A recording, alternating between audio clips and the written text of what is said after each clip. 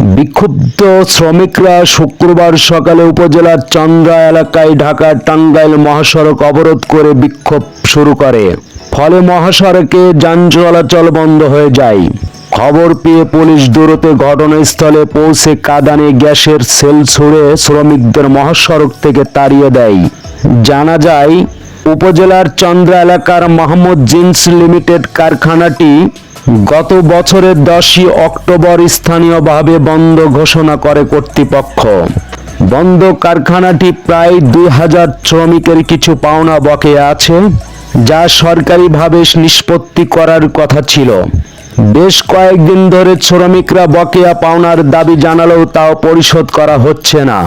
Mahmud jeans limited কারখানার ব্যবস্থাপক আবু তালেব বলেন, শ্রম আইন অনুযায়ী গত 10ই অক্টোবর আমাদের কারখানা স্থায়ীভাবে বন্ধ করা হয়েছে। তাদের পাওনাগুলো নিষ্পত্তি এখন শ্রম মন্ত্রণালয়ের অধীন। কারখানা কর্তৃপক্ষের কিছুই করার নেই। কালিয়াকৈর থানা ভারপ্রাপ্ত কর্মকর্তা রিয়াদ মাহমুদ বলেন, শ্রমিকরা মহাসড়ক অবরোধ করলে তাদের সরিয়ে দেওয়া হয়েছে।